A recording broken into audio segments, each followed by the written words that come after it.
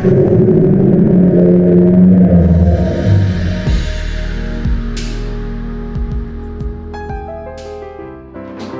saya punya komunitas biovlog kolam tarpal.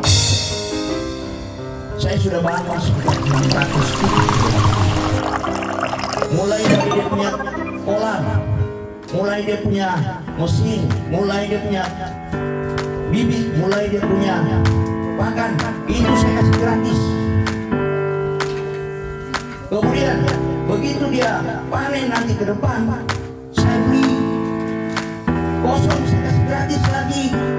Itu uangnya kalian. Saya bahas setiap tahun itu saya anggarkan. Iya. Jadi kalau kesan saya tentu saya sangat kagum ya, Sangat terkesan juga. terkesan. Dan menurut saya ini adalah program yang sangat baik, Iya. sangat baik dan penting karena memang memberdayakan masyarakat langsung. Iya. Karena saya juga setuju tadi diskusi dengan Pak Marcel Iya. bahwa yang dibutuhkan masyarakat itu bukan bantuan-bantuan sembako. Iya. Karena sembako itu kalau dikasih satu minggu sudah habis. Iya. Tapi yang lebih penting adalah bagaimana kita bisa membantu masyarakat bisa berdiri, bisa punya penghasilan, bisa punya usaha, bisa punya pekerjaan.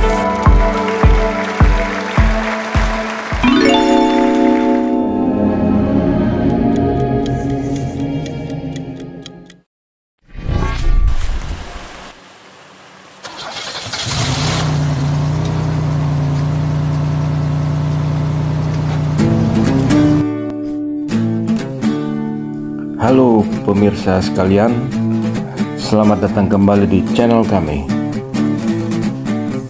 Pada kesempatan kali ini kami akan mengajak pemirsa sekalian untuk jalan-jalan bersama dengan Ketua Umum Pemuda Perindo, Bang Michael dan rombongan. Sesuai kesepakatan malam sebelumnya antara Pak Marcelinus dan Bang Michael bahwa hari ini kami akan menjemput beliau untuk melihat-lihat kolam biovlog, bagaimana bentuknya kolam biovlog, dan juga kami akan mengunjungi kolam pembenihan yang dikelola oleh Pak Jack.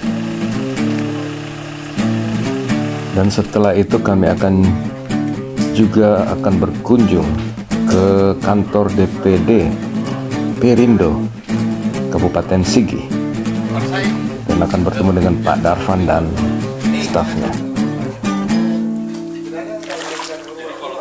Pemirsa sekalian, saat ini rombongan kami telah tiba di rumah Pak Nimrod yang merupakan salah satu anggota komunitas biovlog dalam asuhan Pak Marcelinus.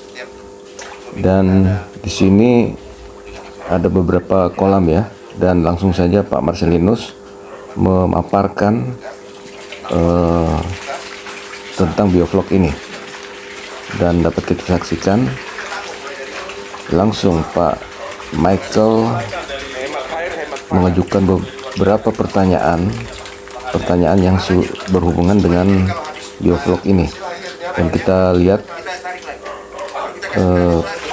Bang Michael dan tim cukup antusias mengajukan pertanyaan berhubung informasi dari mereka bahwa ini kali pertamanya mereka melihat yang namanya kolam biovlog. Itu saya adakan 1 tahun punya. Nah inilah yang saya bilang. Tapi kalau dia sudah mahir nanti kita sudah lihat kalau terjadi 4 di lingkungan masyarakat satu rumah, ini sudah bisa mendatangkan omset 1 bulan 2 juta. Satu ini? Iya. Satu kolam. Iya. Ini 400 ekor dalam ini. Satu kolam. Jadi kalau bibitnya sampai akhir siklus berapa? 4 bulan. 4 bulan lagi. Ya, jadi kalau 4 kita bisa bikin siklus 1 bulan. Ini kalau kayak gini pertumbuhan ikannya gimana sih? Kan kadang-kadang kalau ada model lele itu kan, kalau kita nggak ini cuma kepalanya aja yang besar. Iya, tapi itu yang Kalau nilai ini orang itu kan bibit. oh gitu. Bibit kita harus bibit yang unggul. Ini dari mana? Ini. Saya tuan Pak Jack dan Pak Marcel tidak mendapat kesulitan menjelaskan pertanyaan-pertanyaan yang diajukan oleh Bang Michael dan tim, hilir mereka. baik itu secara konsep maupun teknis, karena urusan biovlog ini hampir bahkan sehari-hari sudah menjadi bagian dari kehidupan mereka. Ke depan nanti kalau kita ke depan kita sudah punya bisa melegalitaskan dan koperasikan. Kalau kita bisa lolos mungkin operasi Kota Palu ini, ya bisa mungkin kita dari koperasi mudah ini bisa. Kalau ini tapi bantuannya dari pribadi atau dari Sebagian dari kalau yang sudah duduk ada sebagian dari pribadi saya. dan sebagian dari aspirasi. Tapi kalau yang baru maju, mana mau kita sendiri yang keluarkan. Iya. Mereka di sini kita bantu saling membantu. Hanya bisa. kalau tadi sebelumnya memang kakak Mas sudah biasa bikin ini? Iya. Atau Dari 2021 kami bikin. Nah sebenarnya ini ada dua nilai sisi keuntungan kita. Ada namanya hidroponik, kita bisa taruh di sini. Ya, hortikultur. Kemudian ini kita bisa juga gunakan mesinnya ini. Gantung apa? Jadi ada nilai pertanian dan perikanan. Karena mengingat bahwa kota kami ini akan jadi tiang penyangga dan penyangga ekonominya ke depan, maka kami melakukan tindakan pekarangan rumah yang selama ini ibu-ibu jadikan bunga, tapi air ini bisa jadikan siraman untuk Ini untuk pupuk bisa, pupuk ya. dan tidak ada berbau air. Berarti modal awalnya dari kakak Mas. Iya. Kemudian mereka nanti warga yang ikut terlibat akan kembalikan modal tersebut Tidak Tidak. gratis. gratis. Iya. Maka kita ajar mereka. Tapi setiap bulannya nanti akan dijualnya Ya setiap kalau sama kami yang beli. Kita berinvestasi dulu dengan mereka. investasi ya. Karena kita dapatkan hasil Biasanya dari dengan hasil. warga ada apa? Ada kontrak kita di atas putih, kesepakatan. Cuma kami sampaikan bahwa begini, selama ini kan gratis, tetapi kalau ke depan memilih wakil ya tergantung. Kita tidak memaksakan, tetapi kalian bisa lihat kalau saya tidak jadi lagi, berarti pakan dengan bibit sudah tidak gratis lagi, harus kalian beli. Itu aja kepentingan. Jadi Sudah berapa tepat? 600. 600. Kalau kuota sudah 600-an. 600 dan setiap titik 4. Tidak, ada yang satu. Ini sampling di daerah masyarakat sini. Ya. Itu. 600 ini disebarnya bagaimana? Siapa saja yang mau atau ada dipetakan Tidak, nih? mereka Sesuai yang dapil, mau, sesuai dapil dulu Pak. ya tidak, yang Tidak. mau kita pasang, bahkan luar dapil juga banyak permintaan. Banyak yang bergabung dengan kita. Bergabung dengan Perindo. Begitu kita ajak kader-kader kita yang mau maju bertarung di alat, ini seakan-akan cuma gantung di atas, kalau bahasa kami gantung di atas mobil aja. Ternyata tidak punya kekuatan. Harusnya juga ada perusahaan dalam arti seperti ini. Kalau kita sudah buktikan, yakin masyarakat pasti akan pilih kita. Nah, dalam status setiap kelompok itu kami pilihkan minimal 5 orang, 5 kakak. Satu kelompok. Kita sudah bikin komitmen saja bahwa memang mau biarkan, mau pemberdayaan dan bisa bagi kita berikan. Sudah 5 kakak yang sampai Setelah, ada 5 kakak yang terlibat. iya. Untuk komitmen dari kelompok Iya, rumah satu warga. Jadi lingkungan rumah sakit sini satu kelompok dia punya 5. Jadi kalau mereka berhasil sudah bisa mulai mereka bantu. Oh, ini berarti Tapi nanti yang lebih baik kita taruh cuma karena memang biaya yang tidak punya kita jadikan berarti program Perindo untuk sanksi gampang dong. Iya, gitu kan. Nama Sanksi. nama nomor telepon. Iya, bukan. Kalau untuk terpilih DPD provinsi berapa targetnya DPD provinsi dari Kota Palu? Kalau dilihat dari calon-calon Provinsi yang untuk target suaranya DPD kota. DPD provinsi Kita pegang saja 10.000 sebenarnya kita ya sudah di atas angin. Kalau dalam survei untuk partai semua partai mengatakan bahwa partai itu hari ini di urutan keempat. Cuman siapa yang memilih itu yang tergantung dari berarti 600 kolam yang sudah ada. ya. Untuk kolam itu 5 kakak. Berarti 3.000 kakak itu targetnya. Tapi kita target sudah dengan UMKM lainnya seperti saya pemberdayaan yang sampai kita bikin depot air mineral itu dari pocket saya. Itu sekarang posisi untuk tahun depan saya ada 700 UMKM yang nilainya 2 juta per satu kakak. Itu ada 700 dan itu dalam bukan. Kalau begini kakak masa belajarnya dari mana? Ini ya, Pikiran atau yang kan. Dipertemukan satu-satu juga. Jadi dipertemukan satu-satu kan. Dan saya biasanya basic kelas dengan ngecat mobil. Kalau di Kota Palu ini saya berani tantang siapa yang mau nempel cat saya. Tapi begitu tempat saya kira ini begini mungkin hikmat kasih saya. nanya, tiba-tiba ada teman bilang, pertama mau warkop. Habis itu saya bilang, tidak. Akhirnya ada teman lagi bilang, coba ke bioflok.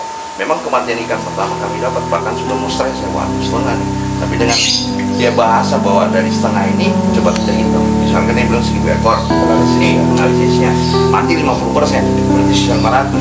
Modal berapa? 2 juta. Dari hasil ini 500 ekor, kalau dia 4 bulan 5 ekor per kilo, di sini harga 30 paling sudah 3 juta. Jadi masih ada plus, di sini semangat lagi saya. Hanya kami coba-coba bergabung, akhirnya tidak secara apa, tiba-tiba kami berkumpul, kami sudah punya komunitas. Dan aspirasi lari ke sini. Ya, nah ini yang saya maksud, bukan kami bisa, tapi bangsa yang harus seperti daerah manapun lah, tidak ada kejalan di dunia sebagai yang mana bisa mengangkat itu. Ya, kita lihat harus lihat potensi dari tiap daerah. Jangan kita los-los terus, tapi tidak ada perubahan. Kalau seperti ini berarti sesuatu yang bisa dibuat di berbagai daerah. Ya bisa, karena ini memang bisa. program ini sebenarnya program di daerah tropis. Bisa. Paling di provinsi-provinsi lain juga Bisa. Kota juga bisa manfaatkan ini, karena kalau pertanian kan sulit. Bahkan tahun ini keluar kami punya kelompok, ada 8 kelompok ya, dengan tambahan 2 kelompok, 10 kelompok, itu diameter 4. Yang lebih besar. Jadi satu kelompok itu ada 10 kakak, keluar mungkin bulan 4, itu diameter 4, yang isinya 3.000 ekor. Itu dua begini satu kelompok, 10 kakak. Ada 8. Dari aspirasi saya dan tahun ini juga keluar sudah mesin pelet kami yang produk 500 kilo per. Yang kelompok sana orang. Ada kalau yang orang lagi ya sama persis. ya, ada Ada di sebelah sana, yang diameter lebih besar. Itu untuk persiapan penampungan juga. Penampungan. Ya, kalau bisa. Kita coba lihat yang Yang lain. kalau mungkin ada apa usaha yang lain kalau ya, sidat lagi. Nah kalau ini mungkin sudah cukup mungkin Iya, untuk bioflok. Mungkin nanti ke sidat lagi. Nanti bangun lobster. bangun ini berapa lama dari Ya. nol sekarang warga sudah bersedia nih terus dari bangun ini sampai jadi Iya. Mbak, Satu hari, satu hari juga bisa.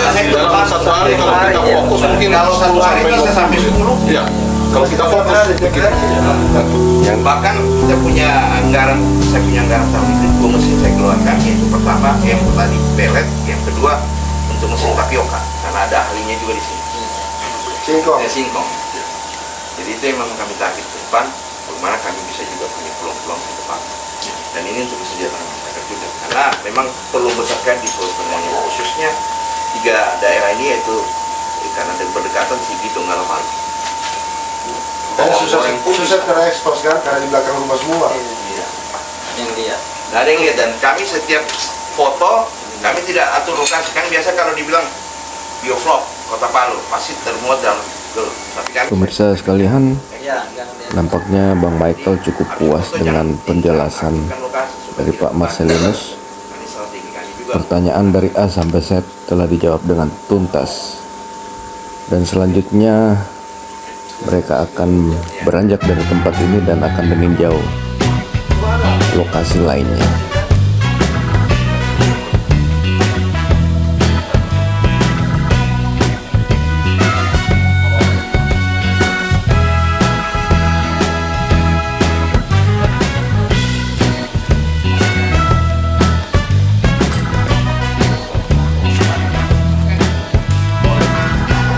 Oke Pak Nimrod, terima kasih sudah menerima kami dengan senang hati. Dan mohon maaf, kunjungan kami kali ini mendadak.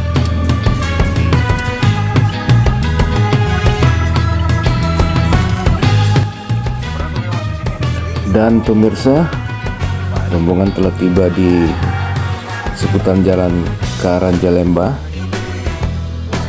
Di sini adalah sekretariat DKS Damai Kaili Semesta yang merupakan organisasi pimpinan Pak Jack, dan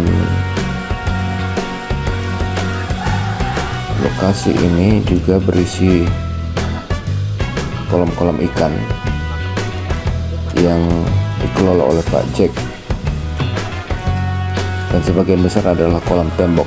Nanti kita lihat kolam ikannya, tapi sekarang kita akan menuju ke bagian belakang terlebih dahulu untuk melihat kolam tanah, di mana kolam ini adalah merupakan kolam pembenihan. Dan sebagaimana telah kami sampaikan tadi, kolam pembenihan ini dikelola oleh Pak Jack, dan lokasi ini connecting ke bagian belakang, dan di sebelah kanan dari arah perjalanan rombongan ini adalah merupakan kediaman Pak Jack, dan kita menuju ke sebelah utara, arah utara, menuju ke kolam tanah, kolam pembenihan. Mari kita saksikan.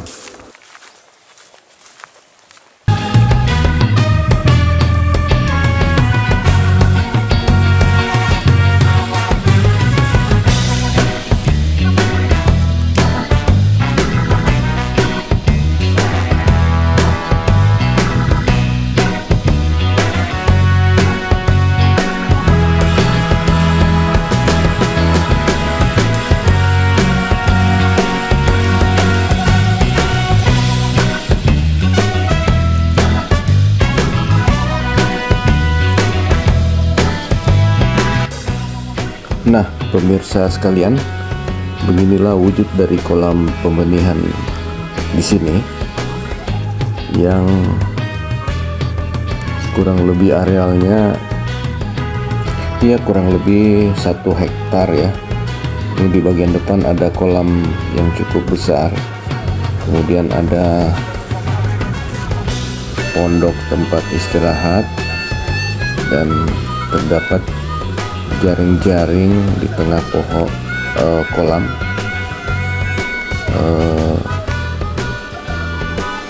yang berisi ikan-ikan ukuran sedang ya.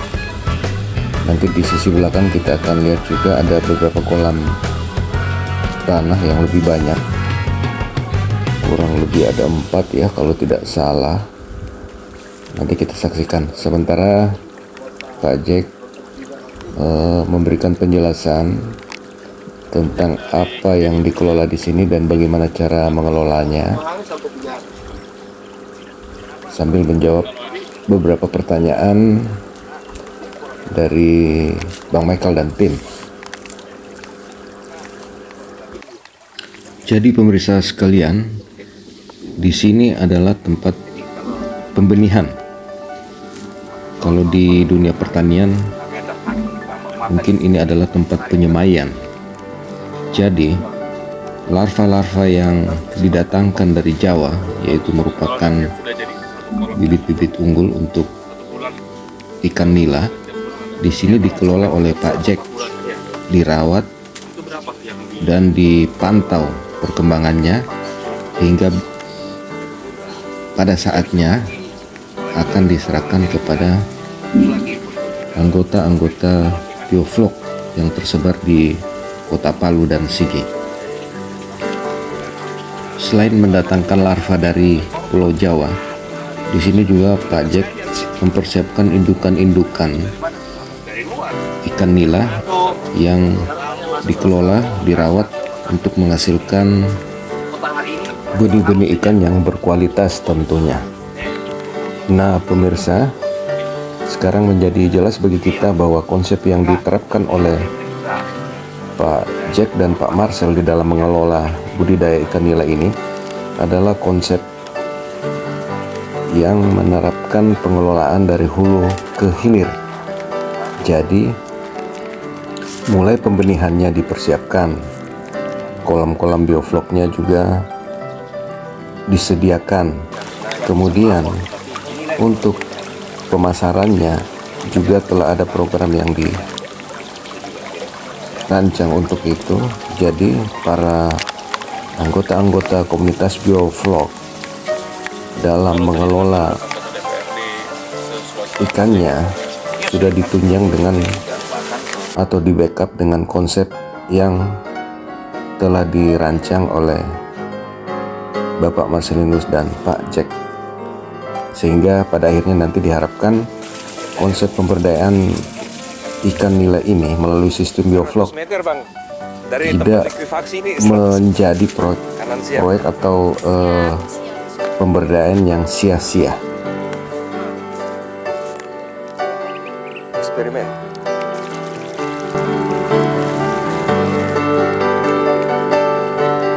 Boleh coba bang kasih makan ikan?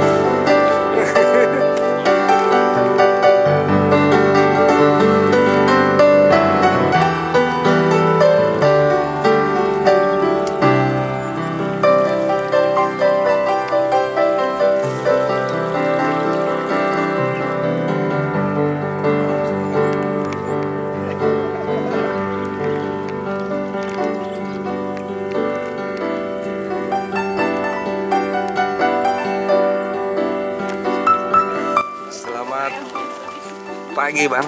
Pagi. Bang Mikel. Ya. Iya. Bisa ngobrol-ngobrol sebentar bang ya? Ini saya sambil ngemil panada. Iya. Dari tadi malam saya ikuti pertemuan bang dengan Pak Marcelinus.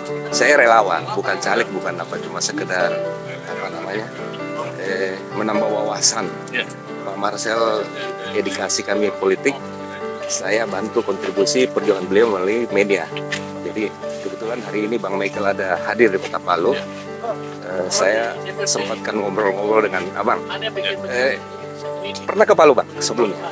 Pernah bulan Desember. Desember. Jadi ini yang kedua kali. Dalam rangka apa waktu yang lalu? Waktu itu ada acara pemuda, saya diundang bicara di Universitas Tadulako. Mewakili pemuda Perindo? Bukan, waktu itu saya mewakili G20. Tahun lalu Indonesia tuan rumah G20. Ya. Kita dari pemudanya, saya kebetulan ketua pemuda untuk G20. Ya. Jadi kita ada kegiatan di seluruh Indonesia. Kegiatan negara ya? Iya. Oh iya. Di 28 provinsi, di Sulteng kita bikinnya di Universitas Tadulako. Iya. Pemuda bergerak sendiri ya? Iya. Artinya diberi kebebasan juga ya, tidak? Betul, betul. Karena saya pikir kalau itu Pak Ketum kan sangat sibuk ya, Pak Haritanu Sudibyo sangat sibuk. Dari yang kunjungan kali ini saja ke 8 provinsi. Oh iya. Tapi kalau saya berpikir di setiap tempat itu harus ada follow up-nya. Iya. Jadi pada saat Ketum Haritanu Sudibyo datang, ada acara-acara besar, tapi yang tidak kalah penting adalah follow up setelahnya bagaimana. Oh iya. Nah ini saya mumpung lagi di Sulawesi Tengah, selain acara besar tadi saya juga ingin dengar langsung. Oh begitu. Saya mau lihat kondisi di lapangan, di kabupaten-kabupaten, di desa-desa. Termasuk hari ini saya ada di tempat pembibitan yang sudah dikelola oleh salah satu anggota DPRD kami, Pak Marcelinus. Dan di sini saya melihat juga tadi bahkan sudah membuat kolam-kolam di kesannya bang, bagaimana kesannya setelah ini? Lihat ini apa namanya? Ikonnya Pak Mars ini bioflok. Sudah pernah dengar atau lihat sebelumnya tentang bioflok? Belum. Saya jadi benar-benar baru hari ini ya, di rumah-rumah seperti yang tadi itu saya baru pertama kali lihat. Oh, baru pertama kali lihat. Kalau saya dari Jakarta, kalau di Jakarta saya pernah di kampung-kampung padat penduduk ada buat lele, saya pernah lihat sih. Tapi kalau skala seperti tadi itu belum pernah saya lihat. Oh, belum pernah ya? Iya. Jadi kalau kesan saya tentu saya sangat kagum ya. Sangat terkesan juga ya? Terkesan. Dan menurut saya ini adalah program yang sangat baik. Sangat baik dan penting karena memang memberdayakan masyarakat langsung. Karena saya juga setuju tadi diskusi dengan Pak Marcel bahwa yang dibutuhkan masyarakat itu bukan bantuan-bantuan sembako. Karena sembako itu kalau dikasih instan, 1 minggu juga habis. Tapi yang lebih penting adalah bagaimana kita bisa membantu masyarakat bisa mandiri, bisa punya penghasilan, bisa punya usaha, bisa punya pekerjaan. Karena kalau mereka sudah mandiri tanpa ada bantuan pemerintah terus-menerus pun mereka bisa bertahan hidup, mereka juga bisa berkembang. Oke Bang Michael, terima kasih atas waktunya untuk wawancara pada kesempatan kali ini. Dan kita lihat juga rombongan sedang menikmati cendol ya. Dan walaupun cuaca cukup terik, mereka bisa tetap menikmati suasananya dengan menyantap snack panada dan es cendol yang disajikan oleh tim kami.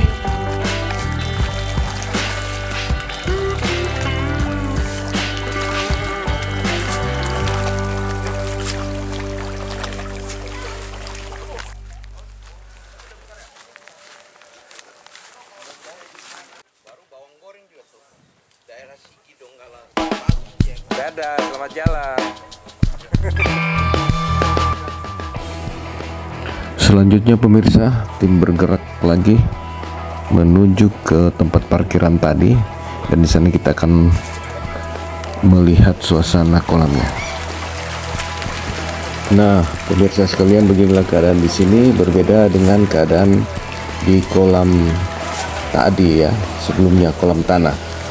Di sini suasana cukup asri ya, kombinasi antara kolam, pepohonan, juga ada suara-suara burung, dan ini ada ikan nila yang cukup banyak dan kelaparan nampaknya. Oh ya pemirsa, owner daripada fasilitas ini sebelumnya sudah punya kegiatan tersendiri dalam mengelola asetnya, namun sedikit ada kendala, dan ketika bertemu dengan Pak Jack, kolam-kolam yang ada di sini dihidupkan kembali dan hasilnya seperti yang kita lihat tadi. Dan owner di sini juga adalah pemilik daripada kolam tanah yang kita lihat tadi di belakang. Dan kita lihat tim sudah bergerak lagi, saudara. Kemanakah mereka?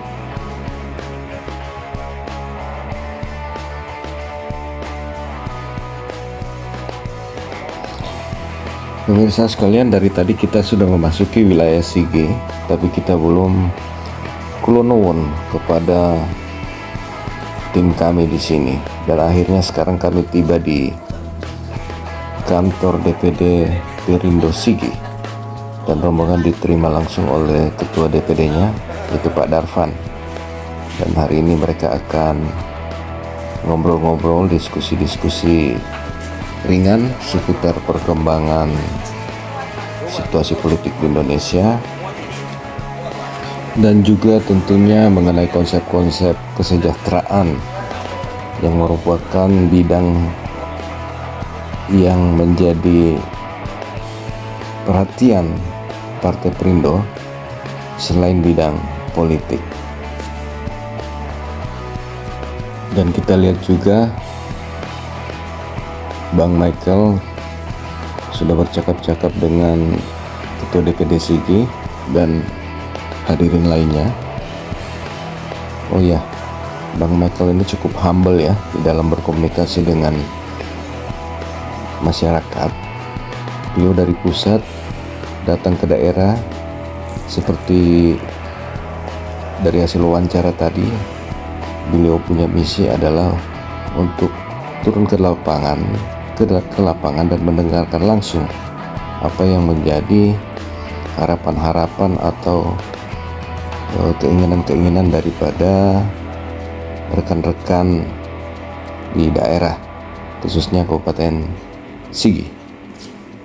Secara mendadak dikunjungi oleh DPP yang kapasitasnya kami kira tadi seperti apa, sehingga tidak persiapkan tempat, dan mohon maaf sebelumnya, apalagi kemarin juga memang acara yang cukup padat. Dan yang saya hormati, saya banggakan Ketua Pemuda Dewan Pimpinan Pusat sudah bisa hadir bersama kami. Di sini ada Pak Anggota DPR, Pak Marcelinus. Begitu kami memberikan kesempatan kepada Ketua Umum Pemuda Perindo Dewan Pimpinan Pusat. Ya, terima kasih Ketua. Selamat pagi menjelang siang. Assalamualaikum warahmatullahi wabarakatuh. Shalom, salam sejahtera bagi kita semua. Saya perkenalkan diri sekali lagi, di tim kedua saya Michael Victor Sehimar. Kalau di Perindo saya punya dua posisi. Pertama itu saya Ketua Umum Pemuda Perindo. Yang kedua saya juga Ketua DPP bidang ekonomi kreatif dari kita. Ya, jadi di struktur partai ada, di otak partai juga ada.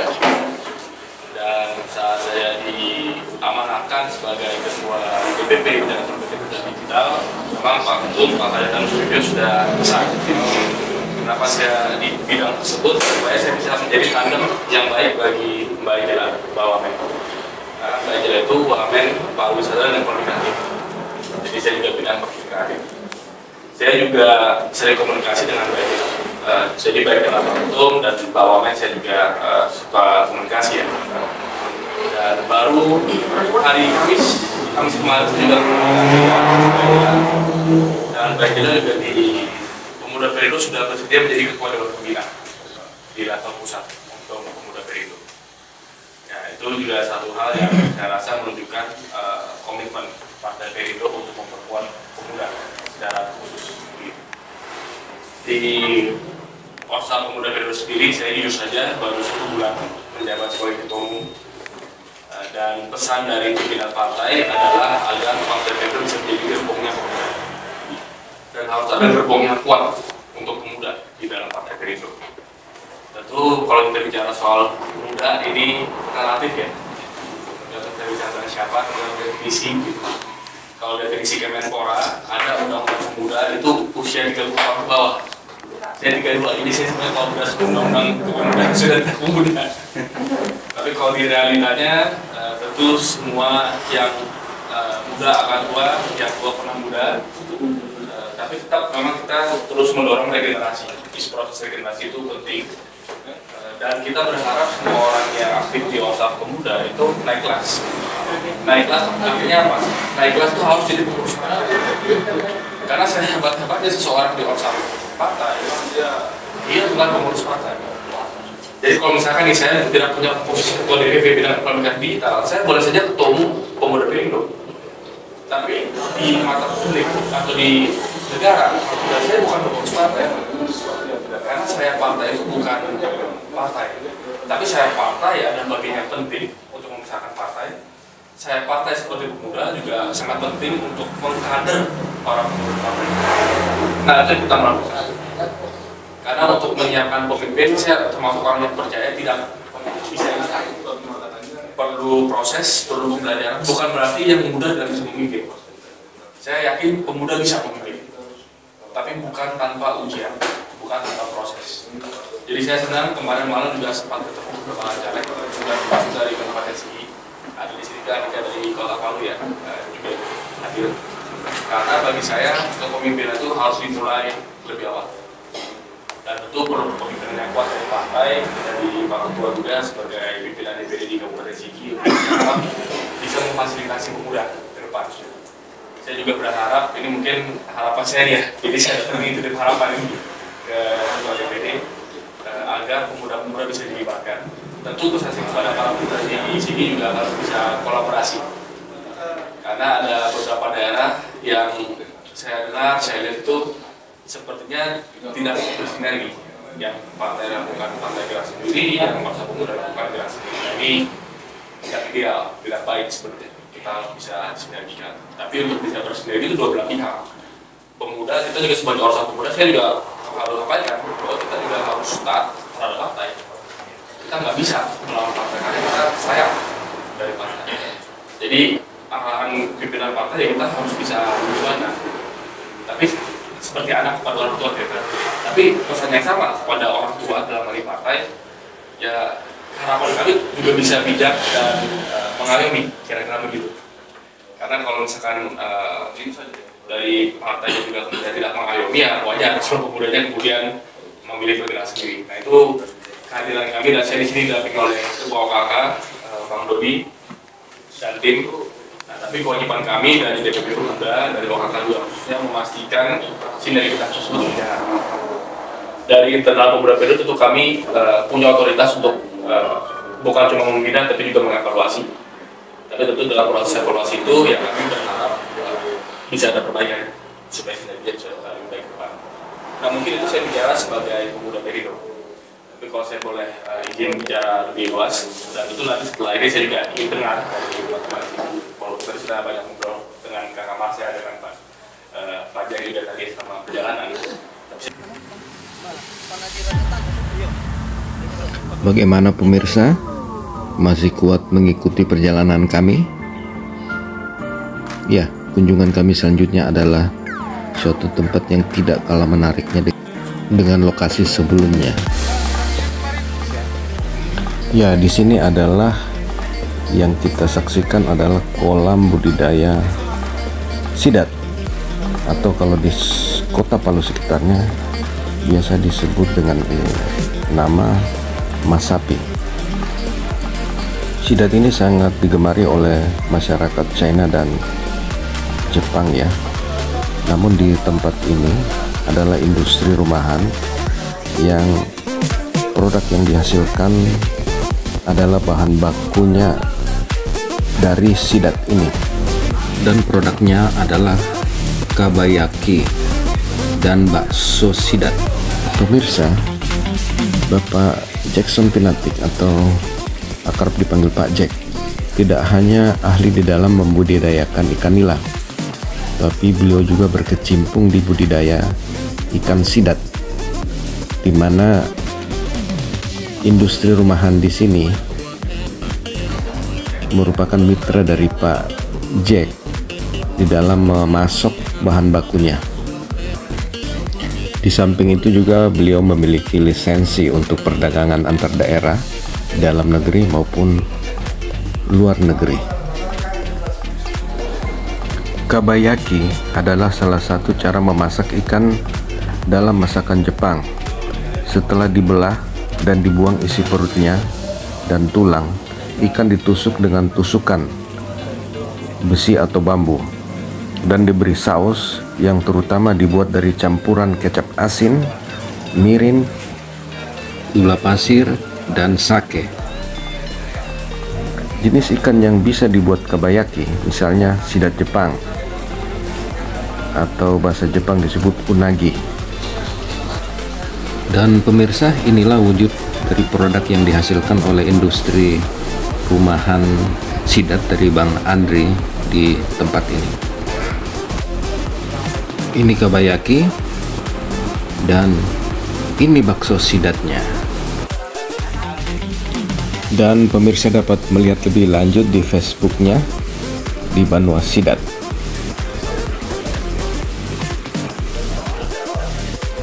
Pemirsa, kedua produk tersebut dikemas dalam konsep instan ya, jadi bisa langsung dikonsumsi, namun sebelumnya ada baiknya dipanaskan terlebih dahulu.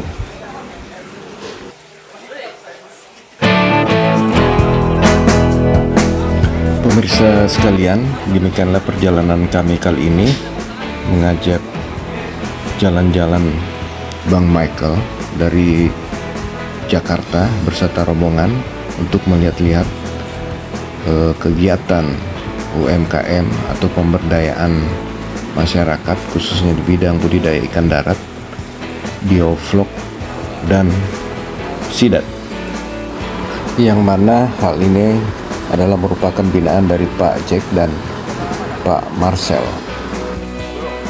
Semoga apa yang telah diupayakan oleh kedua rekan kami ini dan tim dan komunitas bisa terekspos dan lebih dikenal luas oleh masyarakat, dan dengan demikian akan membawa nama harum daerah kita, Sulawesi Tengah pada umumnya, Kota Palu dan Sigi pada khususnya.